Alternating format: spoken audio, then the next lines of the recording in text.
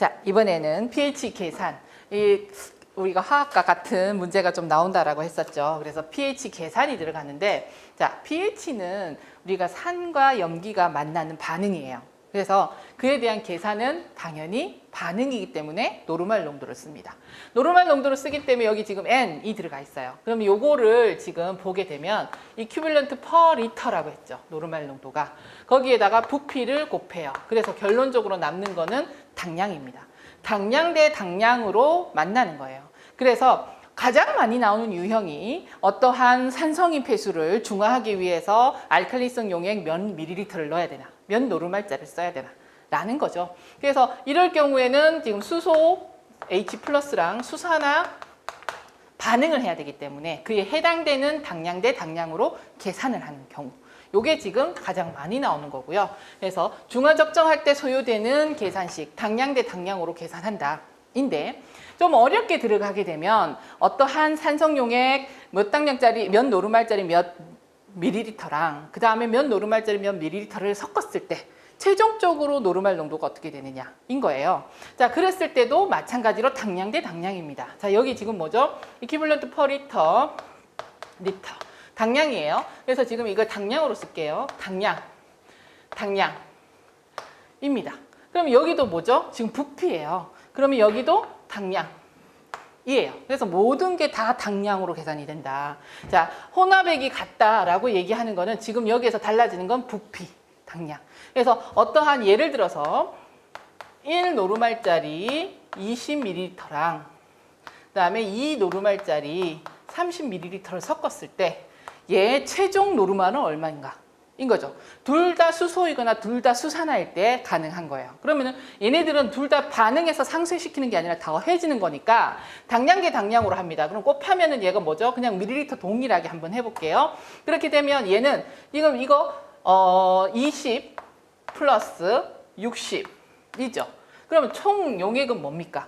지금 당량은 총 요만큼 있어요. 지금 이게 equivalent per liter니까 이렇게 되고요. 총 있는 것은 부피가 30 더하기 20이니까 50ml죠. 그래서 밀리리터 다 없어지니까 그냥 그대로 써버릴게요. 왜냐하면 여기 지금 단위가 equivalent per liter 곱하기 밀리리터 플러스 equivalent per liter 곱하기 밀리리터 나누기 밀리리터예요. 그러면 얘는 어차피 같은 단위잖아요. 그러니까 밀리리터가 없어지고 남는 단위는 equivalent per liter밖에 없어요. 그러니까 우리가 원하는 당량이 나오는 거죠. 그래서 제가 그냥 여기에서는 밀리리터인데 이거 리터로 안 바꿔주고 바로 해버리고 50ml로 나눠버린 거예요.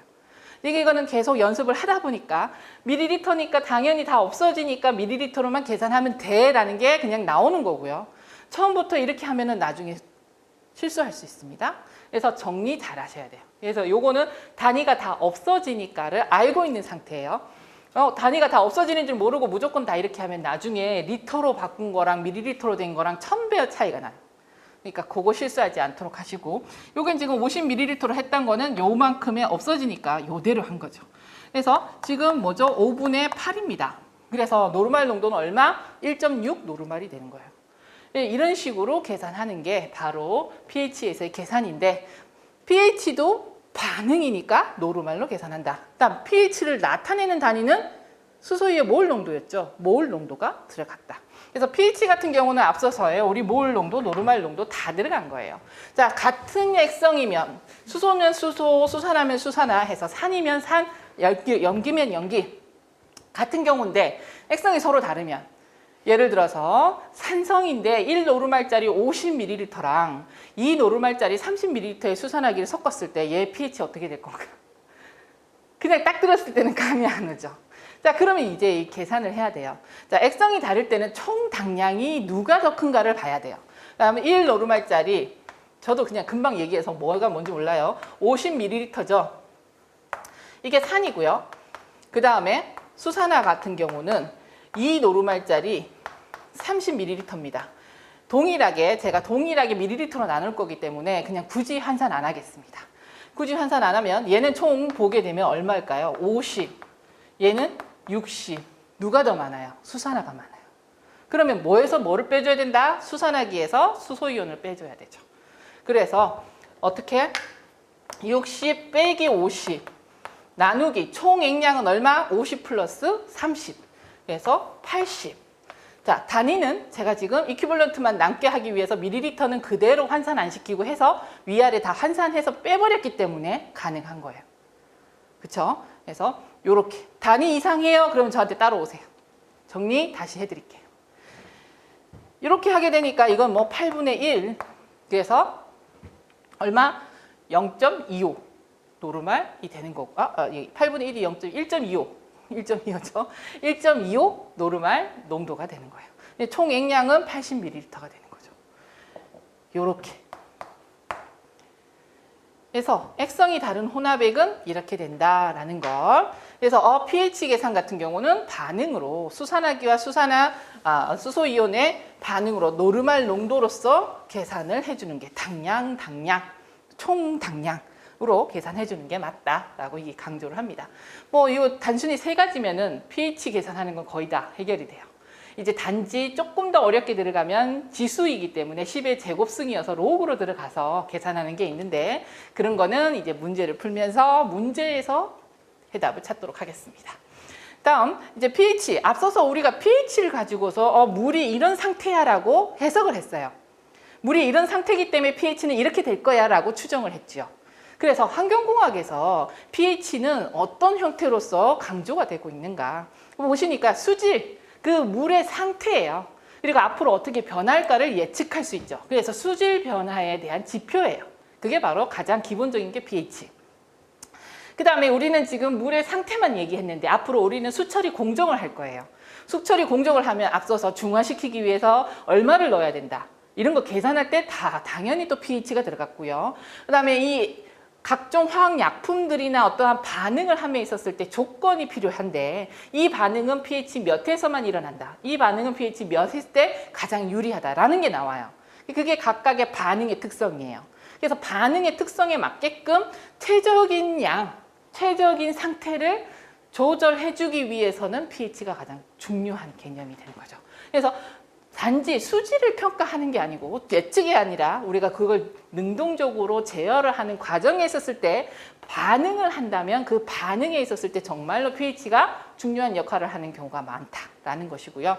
그 다음에 이제 이것은 반응조에 있었을 때 그 나머지 똑같은 개념입니다. 수질의 평가를 하듯이 반응에 있었을 때도 지금 어떤 상태인가를 우리가 판단하고 추정할 수 있는 조건이 바로 pH가 되는 거죠. 자, 그래서 이 pH를 조절하는 개념이 하나 있어요. 그게 바로 완충작용입니다. 경기도 준비하시는 분 같은 경우는 요거 잘 하셔야 돼요. 지금 한 3, 4년, 아니 5년 넘게 요 문제가 나오고 있어요.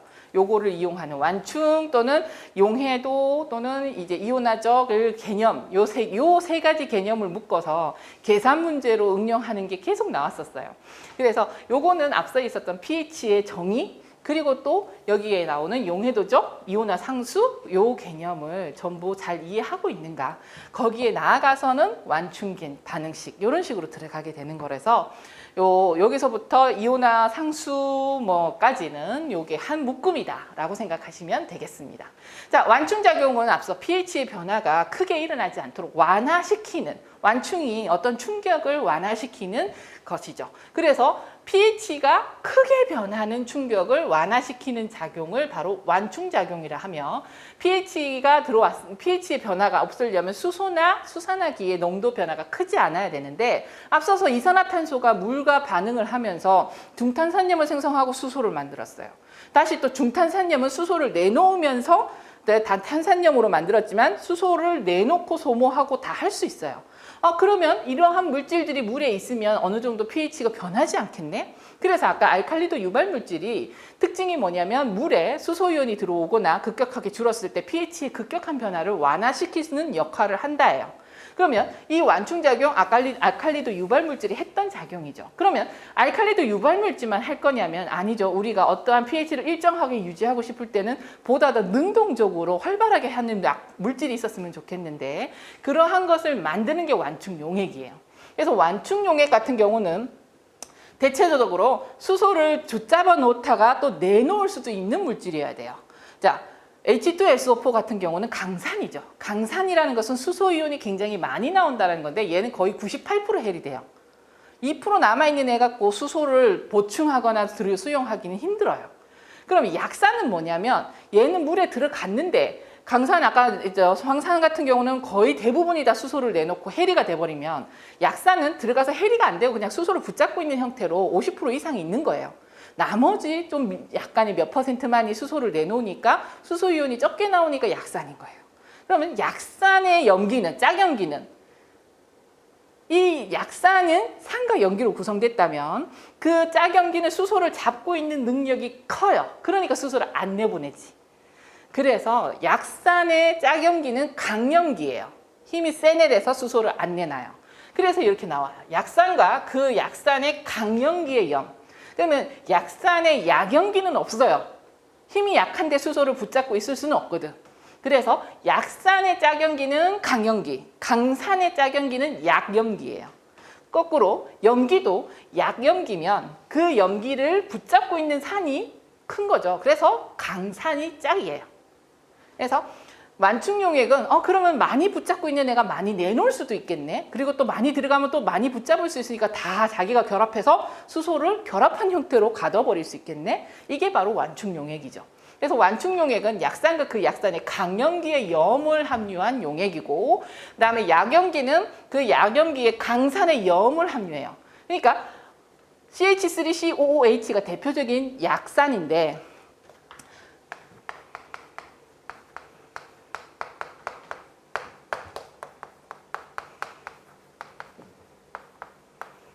이죠. 그럼 얘가 산이잖아요. 그럼 얘가 염기예요. 그러면 얘를 붙잡고 있는 이 염기의 염은 얘가 형태가 많은 거예요. 그러니까 얘는 지금 강염기고 얘가 약산이 되는 거죠. 그래서 얘가 이렇게 그럼 이게 지금 힘이 세니까 얘랑 많이 있으면 되겠네. 그래서 뭘 집어넣어요? CH3COOK.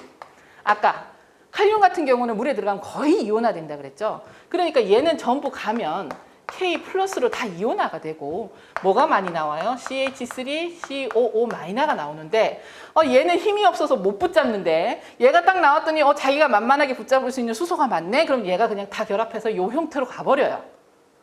그러니까 얘가 많으면 이쪽으로 가고 만약에 또 이게 어느 정도 평형을 이루고 상태에서 수소가 갑자기 확 사라져요. 사라지게 되면 어쩔 수 없이 얘는 내놓아야 돼요. 그러니까 수소가 늘어나면 붙잡아서 이렇게 바꿔버리고 수소가 부족하면 헬이 돼서 수소를 보충하니까 얘가 그러니까 pH를 완화시킬 수 있는 변화를 완화시키는 완충용액이 되는 거죠. 염기도 마찬가지예요. 그래서 이런 식으로 하는데 완충용액에 있었을 때 시험 문제는 딱 두 가지 개념, 식은 계산 문제예요. 그래서 요 식 같은 경우는 pH는 pKa 이게 지금 이온화 상수를 다시 pH가 뭐죠? 마이너스 로그 그 몰 농도예요. 얘가 또 K 이온화 상수를 마이너스 로그 몰 농도로 나타낸 게 이렇게 되는 거죠. 그래서 pKa 들어가고요. 플러스 로그 염 퍼 산이에요. 근데 여기도 지금 꺽쇠죠. 몰 퍼 리터예요. 염기의 몰 퍼 리터, 산의 몰 퍼 리터. 이것도 계산 문제로 같이 해결을 하는 게 훨씬 이해가 쉬우니까 뒤에 지금 기초이론의 문제가 나와 있거든요. 그래서 단원 평가 문제에서, 단원 확인 문제에서 확인하도록 하겠습니다.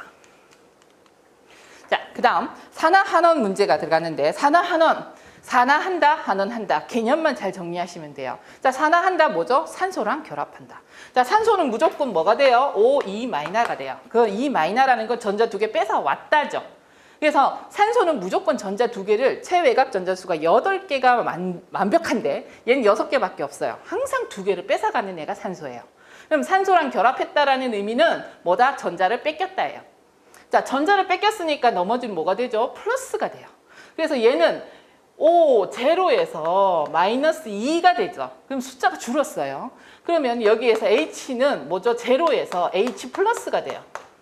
물론 2 해서 두 개를 맞춰주지만 그래서 물 같은 경우는 둘이 만나는 거예요. H2O가 만나죠. 그래서 수소가 지금 뭐예요? 얘가 지금 플러스 1이 됐네 0에서. 그러면 산화수는 어떻게 돼요? 산화수는 증가하는 거예요. 전자는 잃고 산화수는 플러스로 계속 증가하는 것. 이게 바로 산화한다예요. 산소랑 결합한다, 전자를 뺏긴다, 산화수는 플러스로 증가한다. 이게 바로 이고 그다음에 산화한다는 산소랑 결합한다면 환원한다는 수소랑 결합하는 거예요. 또는 반대로 산소를 잃는다도 환원한다죠. 그래서 산소를 잃으면 산소가 뺏어갔던 전자를 다시 받는 거잖아요. 그러니까 전자를 다시 얻고 산화수는 플러스에서 제로로 내려갑니다. 그래서 산화수는 감소한다가 돼요. 그래서 요 두 개 다 기억할 필요는 없고 저는 무조건 요 하나만 기억합니다. 산소랑 결합해 전자는 뺏기고 산화수는 증가해. 자, 그러면 이거는 그 물질 자체가 산화한다, 환원한다예요. 그런데 문제는 우리는 가끔 산화제이다, 산화환경이다, 산화경향이 있다 라고 이야기를 해요. 산화환경이다 이게 뭐지? 자, 산화한다를 제외하고는 산화제이다, 산화경향이 있다, 산화환경이다, 이런 말은 전부 다 뭐다? 그 물질이 아닌 다른 물질이긴 반대라는 거예요. 자, 과산화수소수나 또는 오존 같은 경우 대표적인 강산화제예요. 왜 강산화제일까? 얘는 원래 O2가 돼야 돼요. 그렇기 때문에 뭐가 되고 싶어요? 항상 산소를 빼내고 싶어요. 그래서 얘를 다른 물질에다 붙여요. 그러니까 자기 자신은 환원하고 싶어 미치는데 그러다 보니까 산소를 딴 데 줘야 되니까 다른 물질을 다 산화시키는 거죠. 그래서 자기는 산소가 없어지는 환원하면서 다른 물질을 산화시킨다. 얘도 마찬가지죠. H2O가 정상인데 산소가 하나 더 많으니까 무조건 다른 물질, 유기물질 만나면 잘 됐다, 너 산소 필요하지, 그죠? 무조건 산소를 붙여버려요. 그래서 산화시켜버려요. 그래서 강산화제예요. 그러니까 산화제이다, 산화환경이다, 산화경향이 있다 이런 것은 뭐다? 그 물질이 산화를 하는 게 아니고 다른 물질을 산화시켜요. 자기 자신은 환원시키는 거죠. 그래서 산화제이다, 산화환경이다는 무조건 기억 안 나면 그냥 오존 생각하세요. 오존은 무조건 산소를 빼서 다른 물질을 산화시키는 강산화제. 그래서 자기 자신을 환원하면서 다른 물질을 산화시킨다. 그래서 산화한다만 그 물질이 산화하느냐 환원하느냐, 산소랑 결합했느냐 마느냐고, 나머지 경향이다, 환경이다, 뭐이다 라는 것은 전부 다른 물질을 그렇게 한다라는 거예요. 그래서 산화제이다, 산화환경이다, 산화경향이 있다, 뭐 이런 것은 전부 뭐지? 그 물질이 환원시키면서 다른 물질을 산화시킨다는 의미다 라고 해석하시면 돼요. 그래서 산화제는 자기 자신이 환원하면서 다른 물질을 산화시키는 것, 환원제는 자기 자신이 산화되고 싶어서 다른 물질의 산소를 뺏어오는 것. 그래서 여기는 주로 과가 들어가죠. 과망간산 칼륨, 과산화수소수. 그래서 산소가 많아서 과예요. 항상 원래보다 산소가 많은 애들이 산화제고, 환원제는 아가 들어가죠. 아항산가스, 아항산가스밖에 생긴 아질산 이런 것들. 그래서 아자가 들어가는 건 산소가 부족한 애들이 아자가 들어가요. 그래서 그런 애들은 전부 환원제죠. 산화제이냐 환원제이냐가 가끔 나와요. 한 4, 5년에 한 번씩은 나오는데 그게 물질을 다 알아야 되냐면 우리가 구리 같은 경우는 산화제도 되고 환원제도 돼요. 그런 것처럼 산화제도 되고 환원제도 되는 물질이 예문에 나오긴 하나 우리가 상반기 9급 지방직에서는 환경공학을 통틀어서 모든 나오는 반응에 있어서 산화제로 작용하고 환원제로 작용하는 그런 물질만 답이에요. 그러니까 우리가 잘 알고 있는 얘네들 너무 쉬우니까 답이 안 되고 안 나오죠. 뭐죠? 반응하는 것. COD. 산화시키잖아요. 유기물을 산화시키고 환원제 집어넣잖아요. 산화제, 환원제가 골고루 나오죠. 그럼 COD 분석에서의 그 약품들, 아까 얘기했다시피 이게 산화제로 작용했다, 환원제로 작용했다, 그것만 알면 돼요.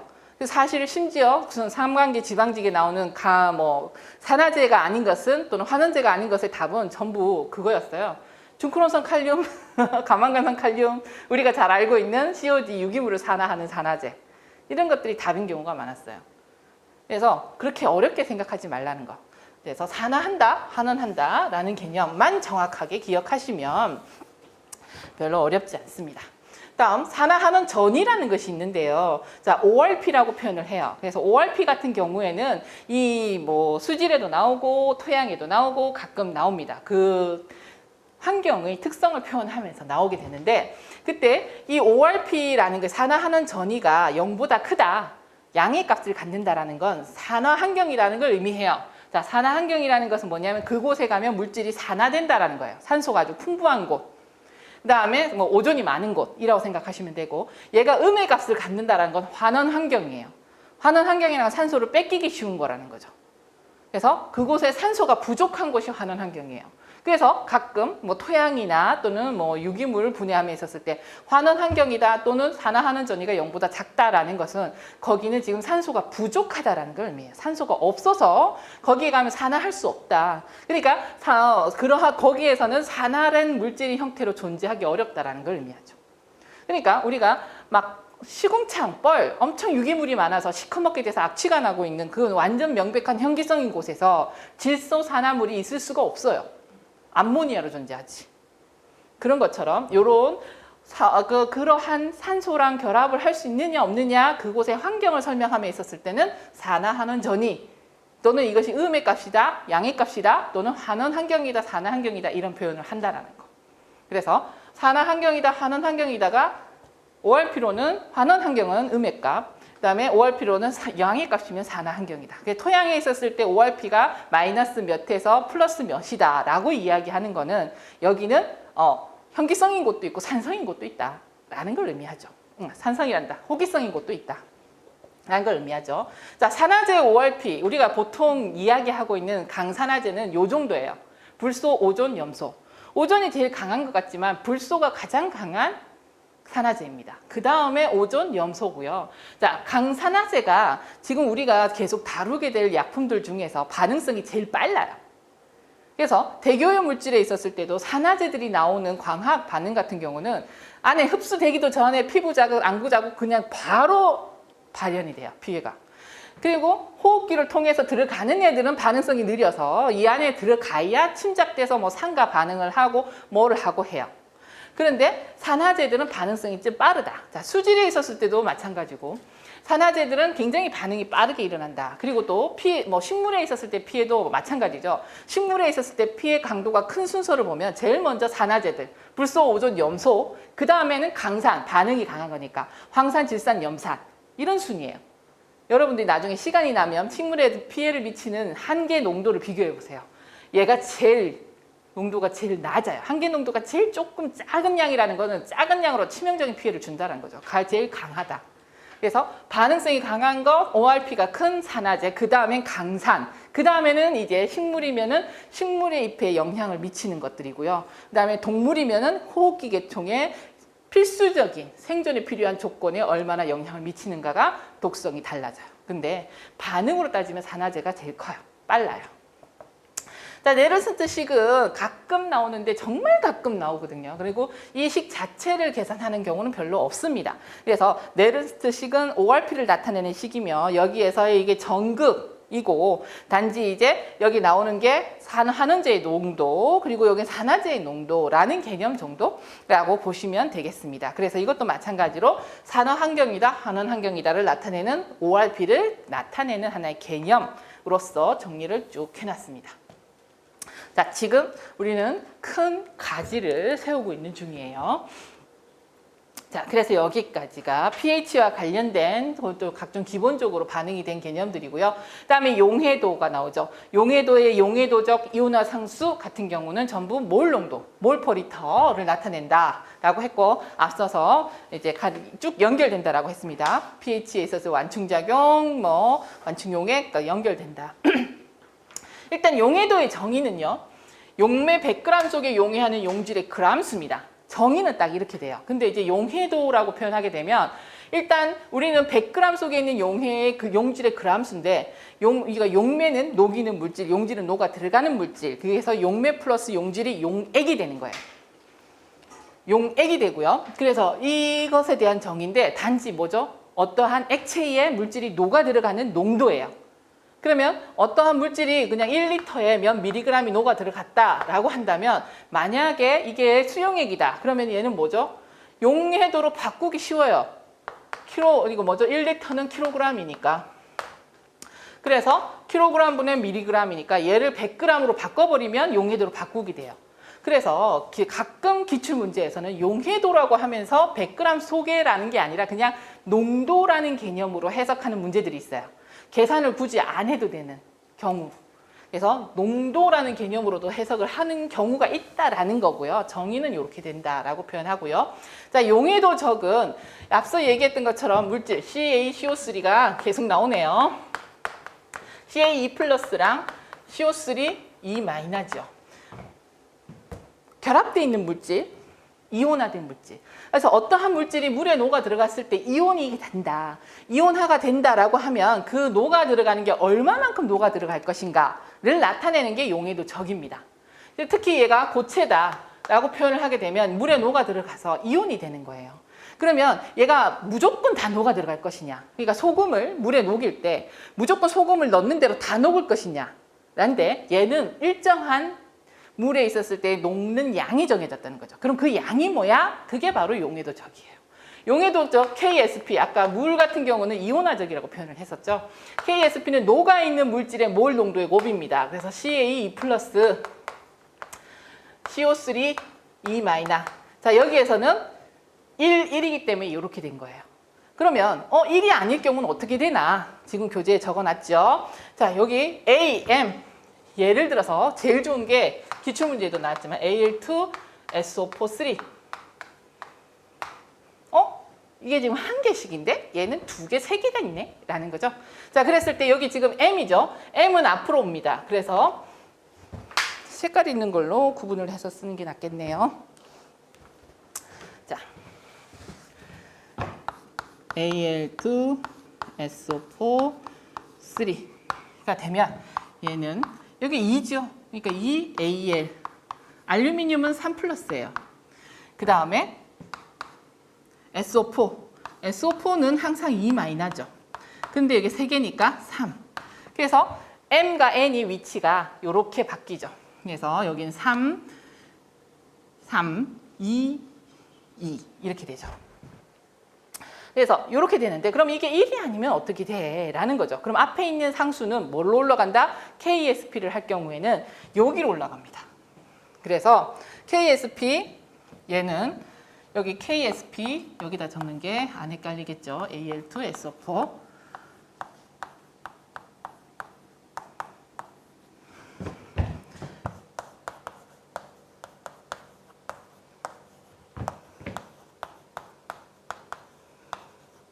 이렇게 되죠. 지금 보시다시피 여기에 있는 요 숫자 2는 어디로 왔어요? 지수로 왔어요. 여기에 있는 3도 지수로 왔어요. 그냥 요것만 주의하시면 됩니다. 그래서 물에 녹아있는 몰 농도의 곱인데 여기에 지금 평형 상태에 녹아있는 값을 KSP 값이 주어져요. 그러면 뭐 어떻게 문제가 나온다? KSP 값을 구하라 라는 것도 나오지만 대체적으로 지금까지 나온 걸 보면 KSP 값을 주어지면서 물질이 얼마 녹아 들어갔는데 다음 중 더 이상 녹아 들어가지 않는, 계속 녹아 들어가는, 과포화된 상태는 또는 포화된 상태는, 이걸 물어봐요. 그러면은 이걸 계산을 했을 때 KSP보다 크다. 그럼 어떻게 되죠? 너무 많이 녹아 들어갔다. 그래서 반응이 거꾸로 가는 거고요. KSP 값보다 녹아있는 물질의 농도의 곱이 작다. 그럼 아직 적게 들어갔다예요. 그래서 반응이 이쪽으로 들어간다. 자, 반응이 이쪽으로 간다는 것은 뭐라고 표현하냐면 부식된다라고 표현해요. 고체가 녹아서 없어지니까 부식된다라고 표현하고, 그다음에 이쪽으로 가는 건 뭐죠? 용액이 고체 결정체를 만들어요. 그걸 침전한다라고 표현을 하죠. 그래서 이 KSP보다 이 물 값을 계산을 해서 KSP보다 크다. 그럼 이 물은 계속 부식성이 있다. 아니지. 크다가 아니라 작아야지 부식성이 있죠. 자, KSP보다 크면은 너무 많이 녹아 들어갔으니까 침전물을 형성해요. KSP보다 용해도적보다, 평형 상태 용해도적보다 현재 있는 물질의 몰 농도값, 이온화된 물질의 몰 농도값을 계산했을 때 KSP보다 크다. 그럼 이 물질은 침전성이 있다라고 표현해요. 계속 결정체를 이루면서 침전을 할 거다. 그래서 이러한 용해도적 가지고서 이 물질이 계속 침전물을 형성할 것인가, 아니면 침전물이 계속 녹아서 없어질 것인가 라고 하고요. 일반적으로 물에 표현할 때 KSP로도 표현을 하고, 그다음에 환경공학에서 대체적으로 기본적으로는 산성일 때는 부식성이다 라고 표현해요. 물질이 계속 녹아 들어갈 것이다. 그다음에 알칼리성일 경우에는 대체적으로 다 침전성이다 라고 표현을 해요. 그래서 대체적으로라고 표현하는 것은 구체적으로 잘 나타나는 그러한 오염 물질들이 환경공학에서는 약간의 알칼리성 상태에서 침전물을 형성하는 경우가 많아요. 예를 들면 앞서 얘기했던 경도 유발 물질인 Mg, 마그네슘, B+. 얘도 알칼리성 상태에서 MgOH2 수산액이랑 결합해서 침전물을 형성하고, 그 다음에 대부분의 무기염들이 있었을 때는 황화물이나 또는 수산액이나 이러한 형태로서 탄산염으로서 침전을 형성하는 경우가 많아요. 그래서 그게 전부 알칼리성이 많으니까 우리가 환경공학의 문제에서 별다른 조건을 주지 않으면 물이 침전성이다라면 pH가 알칼리성 상태구나. 그다음에 부식성이다 하면 pH가 산성인 상태구나 라고 해석을 하는 거예요. 그래서 지금 계속 pH랑 묶여 있다라고 얘기하는 게 물의 상태를 이야기하거나 추정을 함에 있었을 때 이런 표현을 쓰고 있다라는 거. 그래서 화학에서랑 조금 다르죠. 화학에서 약간 환경공학의 개념에 적용함에 있었을 때 이게 기본적인 뭐라 그럴까 표현이구나 라고 보시면 되겠습니다.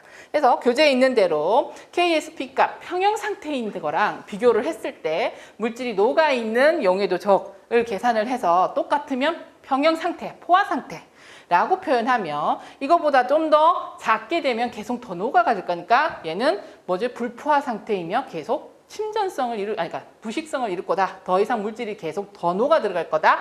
값이 더 크면 이건 너무 과포화된 상태로서 앞으로 계속 침전을 형성할 거다라고 해석을 한다라는 거. 그래서 용해도적은 이렇게 해석을 하고요. 용해도적 가지고서 경기도 같은 경우에는 이제 계산 문제로 응용하는 문제들이 유형이 조금 나오기도 하죠.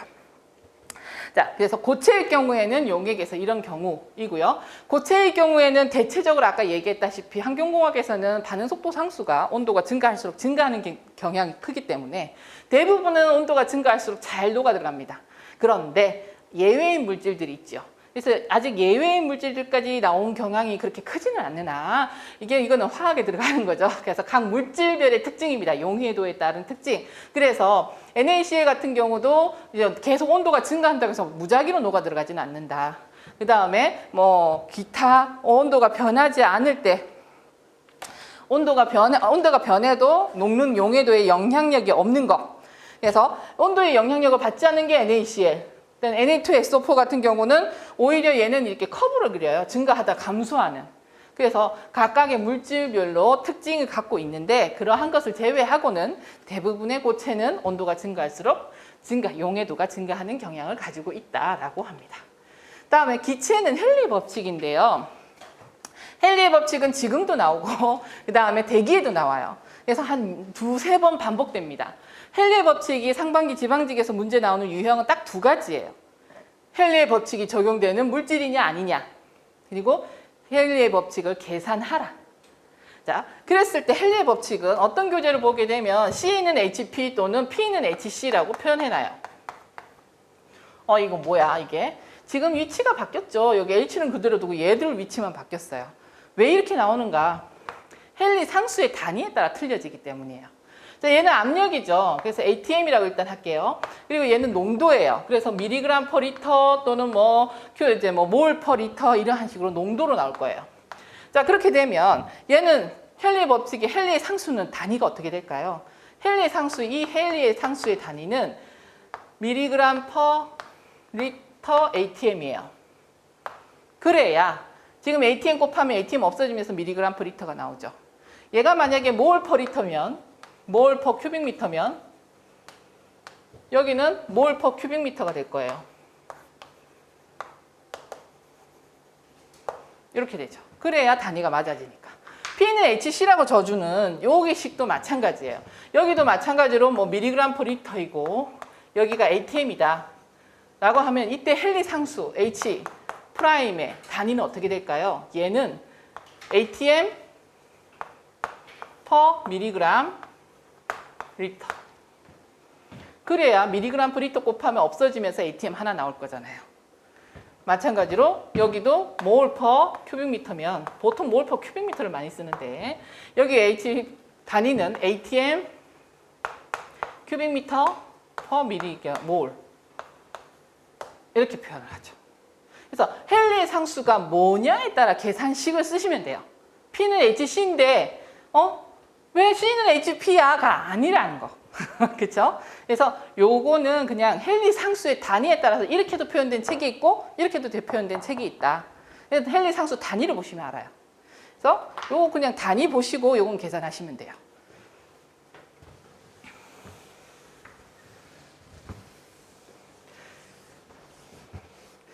자, 그래서 헨리의 법칙은 뭐냐면 어떠한 기체가 액체에 녹아 들어가는 상 간의 이동이죠. 기상과 액상. 이 두 개의 상을 물질이 이동을 함에 있었을 때 기상에서는 그 물질의 힘이 되는 것이 압력에 의해서 이동이 되고 액체에서는 그 물질 이동이 되는 근원은 농도차다라는 걸 이야기해요. 그래서 농도차와 압력차가 있으면 물질의 이동에 활발하게 영향력을 미친다. 그래서 여기에서는 뭐다? 다른 거 아니고 농도차와 압력차에 의해서 물질의 이동을 하는 물질만 적용이 돼요. 자, 그런데 우리는 물에 굉장히 잘 녹는 물질들을 알죠. 대표적인 게 SO2 같은 경우는 얘는 그냥 수증기까지 끌어당겨서 물에 녹고 싶어 해요. 조해성이 있다고 표현하죠. 그래서 물에 폭발적으로 녹는 물질들이 있어요. 얘네들은 압력차 없어도 아까 얘기했다시피 농도차, 압력차 없어도 그냥 수분만 있으면 잡아당겨서 녹고 싶어하는 물질들. 걔네들은 헨리 법칙이 적용 안 되죠. 그래서 용해도 그런 물질은 너무 잘 녹으니까 용해도가 커요. 용해도가 큰 물질은 헨리 법칙이 적용되지 않는다. 그래서 그렇게 나오는 거예요. 그래서 헨리 법칙이 적용되는 것은 스스로 녹으려고 하는 성질이 아니라 녹으려고 하는 성질은 없는데 힘이나 농도차로 인해서 힘을 가해주니까 그 힘에 의해서 어쩔 수 없이 녹는 물질들이 바로 헨리의 법칙에 잘 적용된다. 대표적인 게 산소죠. 이산화탄소도 물에 잘 녹긴 하나 여기 헨리의 법칙이 적용되는 정도예요. 그러면 헨리 법칙이 적용되지 않는 것은 무엇일까라는 거죠. 그거는 앞서 얘기했던 거 SO2, 그다음에 Cl2, 그다음에 또 HCl도 마찬가지고, 그다음에 HF도 마찬가지고. 그래서 물과 불소 있죠. 불소도 굉장히 강산화제여서 HF 같은 경우는 자기가 수소를 떼내지 않고 물과 반응하기 위해서 물을 분해시켜 버려요. 그 정도로 폭발적으로 반응을 하죠. 그래서 물에 엄청나게 용해도가 큰 물질들은 용해도가 큰 것은 헨리 법칙이 적용되지 않고 용해도가 작은 물질들만 적용이 된다라는 것. 자, 그 다음에 여기 플러스에서 가끔 나오는 게 뭐냐면은 루이스 위트만의 이중 경막설입니다. 그래서 루이스 위트만의 여기가 기상이며 액상이다. 그러면 두 개의 상 사이에서 지금 이것도 액상과 기상의 물질이 이동이잖아요. 그래서 기상과 액상인데 기상에 있었을 때는 뭐죠? 압력차. 그리고 여기에서는 액상에서는 농도차. 이렇게 되는 거죠. 그래서 압력차에 의해서 물질이 이동하고 그래서 여기에 어느 한 정도 평형을 이루는 이렇게 되니까 이렇게죠. 평형을 이루는 막이 형성이 되면 여기서는 일단 평형이 이루어진다인데 이 평형이 깨지면 계속 압력차가 존재하니까 계속 녹아 들어가요. 여기도 농도차가 존재하니까 계속 이동을 하겠죠. 그래서 평형을 이루는 이 경막이 생길 수 있다라는 것인데 이 이론에 따라서 또 적용해가지고 기억하면 좋은 내용이 바로 요겁니다. 기체가 물에 잘 용해되는 조건. 나중에 수질에서 BOD, DO 들어갈 때 다시 한번 할 거예요. 왜? 기상에서 액상으로 산소가 녹아 들어가는 거. 그게 바로 용존산소잖아요. 용존산소가 들어가는 건데 용존산소가 녹아 들어갈 때의 조건들이에요.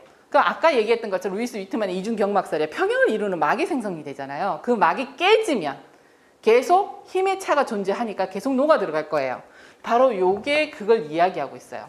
그래서 이거는 나중에 용존산소 할 때 제폭기 계수, 탈산소 계수면서 용존산소 증가 조건과 동일합니다. 지금 정리해두면 그때 되게 편하겠죠.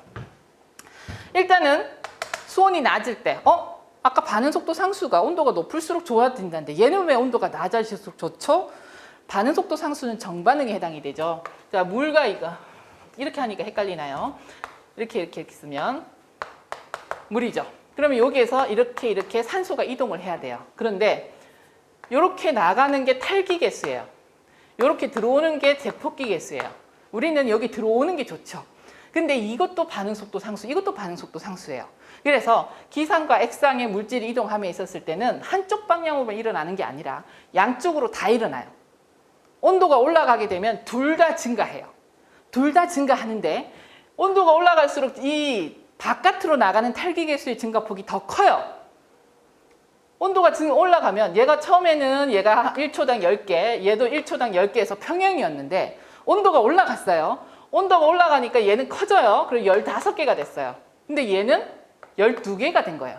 둘 다 온도가 올라갈수록 반응속도 상수는 커졌지만 이게 증가폭이 더 크니까 결론적으로 어떻게 돼요? 10개 들어오고 10개 나와서 평형을 이루다가 온도가 올라가니까 탈기가 더 많이 되는 거예요. 그러면 얘는 지금 원래 10개 있던 애들이 15개, 아니 20개 있던 애들이 15개 나가고 12개 들어왔으니까 어떻게 되는 거예요? 15개 빼기, 15개 빼면 5개 남았는데 여기에 12개만 들어왔으니까 남아있는 건 17개밖에 없는 거예요. 20개가 계속 유지되다가 결국은 얘는 온도가 올라감에 따라서 탈기 개수가 더 많아지니까 남는 것은 더 적은 거죠. 그래서 기체가 물에 잘 용해되는 조건, 기체들은 이런 탈기 개수와 제폭기 개수가 다 존재하다 보는데, 그런데 기본적으로 용존산소 같은 경우 이 탈기 개수가 온도가 올라갈수록 더 커요. 기체들도 대부분 다 그래요. 그러니까 수온이 낮을수록 뭐죠? 요 증가폭이 작아지니까 결국은 들어오는 게 나가는 것보다 손실이 더 적은 거예요. 그래서 더 많이 남게 되죠. 그래서 수온이 낮을수록 용해가 더 잘 되고요. 그 다음에 여기 유속이 크고 난류가 크고, 그리고 그 다음에 요 두 가지는 아까 평형을 이루는 계면이 생긴다 그랬죠. 그 평형이 이루는 계면이 깨지는 경우예요. 이게 경계면이 재생률이 높다라고 표현하죠. 앞서 했던 물과 공기의 경계면의 재생률, 계면 재생률이에요. 계면 재생률이 증가할수록 요게 더 빨리 압력차나 온도차가 커지게 그대로 유지가 되니까, 평형이 상태가 되면 계면이 경계가 생기면 평형 상태가 돼서 농도차나 압력차가 존재하지 못해요. 이미 평형이 돼버려서. 그러면은 이동을 안 하는데, 얘가 계면이 깨지면 압력차나 농도차가 존재하는 형태가 되니까 더 빨리 이동을 하겠죠. 그래서 계면 재생률이 크다라는 걸 두 개를 설명을 해요. 그럼 계면 재생률이 경계면이 깨졌다 그럼 빨리 지나가 버려야 되죠. 그래서 유속이 크면 경계가 계속 없어져요. 그러니까 계면 재생률이 크죠. 그러면 또 용존산소 많이 녹아 들어가요. 그러면 유속이 크려면 어떻게 해야 돼요? 하천의 경사, 바닥 경사가 급하면 급할수록 유속이 커져요. 그럼 빨리 계면 재생률이 커지고요. 그다음에 이게 불규칙하게 표면이 자꾸 바뀌어야 되니까 난류가 크거나, 밑에 조도계수는 하면 바닥의 거칠기예요. 그래서 바닥의 거칠기가 크면 난류가 생기면서 불규칙하게 표면이 자꾸 바뀌죠. 그러면 계면이 계속 바뀌어요. 그게 계면 재생률이 크다. 요게 바로 기체가 용해가 잘 되는 조건이 되는 거죠. 그 다음에 여기는 많이 접할수록이니까 기체의 입경이 작으면 작을수록 비표면적이 커지죠. 그래서 많이 녹아 들어가요. 그리고 수중의 농도가 낮다라는 것은 용존산소뿐만 아니라 이게 농도 차의 영향을 받는데, 이 탈기 개수에 영향력을 미치는 건 액상이에요. 액상에 뭔가 많으면 탈기 개수가 커집니다. 그래서 불순물, 용존산소, 다른 기체들 이런 게 많으면 탈기 개수가 커져요. 그래서 요거는 뭐죠? 탈기 개수가 작게 하려고. 그래서 액상에 불순물이나 유기물이나 오염물질, 이런 기타 기체들, 이런 다른 물질의 농도가 적으면 적을수록 잘 녹아 들어가요. 이건 다시 말해서 K1, 즉 탈기 개수가 작아지는 조건에서 잘 녹아 들어간다. 나머지는 K2, 제폭기 개수가 커지는 조건에서 잘 녹아 들어간다. 자, 수온이 낮은 때 요거는 제폭기 개수와 탈기 개수의 특징이에요. 그것 때문에 일어나는 거죠. 그래서 요거 전부 다 뭐예요? 바로 용존산소가 증가하는 조건이에요. 기체가 물에 잘 용해되는 조건이긴 하나, 바로 용존산소가 헨리 상수를 만족하는 기체이고, 그러니까 용존산소가 증가하는 조건이 되는 것이죠. 자, 그래서 이렇게 되고요. 다음에 이온화상수. 자, 이온화상수 이것까지 세트라고 그랬죠. 경기도 문제에서 계속 나온다. 자, 앞서서 어디 이렇게 되게 되면 A 플러스랑 B 마이너랑 곱한 게 이게 뭐예요? KSP입니다. KSP에다가 이제 해리되기 전에 있는 물질의 몰 농도까지 고려한 것이 이온화상수가 되는 거죠. 이게 만약에 산이다. 그럼 산의 이온화상수, 연기다. 연기 이온화상수가 돼서 예문으로 넣어놨습니다. 이거 별로 어렵지 않죠. 근데 요걸 가지고서 계산을 해요. 이거는 우리가 이제 그냥 뭔가 계산 문제로서 해결을 할 겁니다. 자, 그러면 여기에 있었을 때 이 값이 크다라는 의미가 뭘까요? 밑에 분모가 작고 위에 분자가 크다.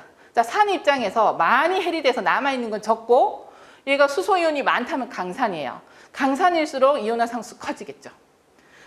그래서 약산일수록 남아있는 애들이 많고 해리된 게 작으니까 이온화상수가 작아지는 거예요. 그래서 이 이온화상수 값을 보고 이게 강산이구나 약산이구나 판단을 할 수가 있는 거죠. 그래서 이온화상수라는 개념으로서 들어갑니다.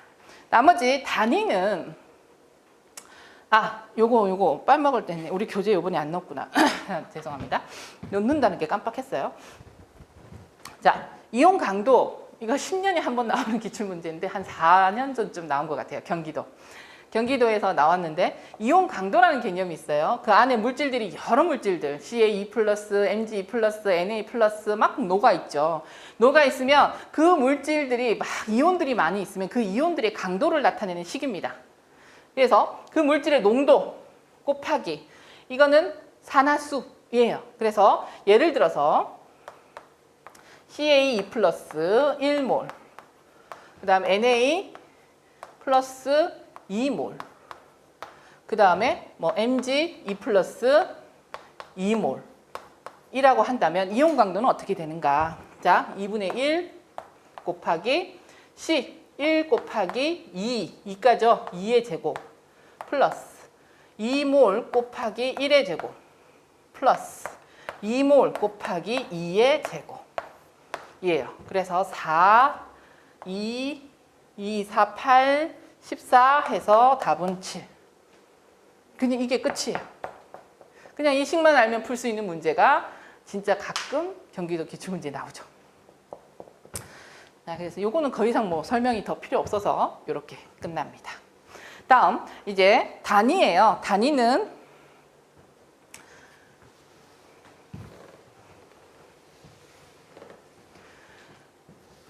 굳이 어디 넣을 데가 없어가지고 여기다가 넣어놨습니다. 그래서 SI 기본 단위로서는 길이, 미터, 킬로그램, 시간, 초, 전류, 암페어, 그다음 연력 각종 온도는 켈빈 온도, 그다음에 물질의 양은 몰, 광도 이런 것이 있고요. 그 다음에 또 알아야 될 게 기본적으로 우리가 쓰고 있는 거 힘, 압력, 밀도, 점도 이런 거죠.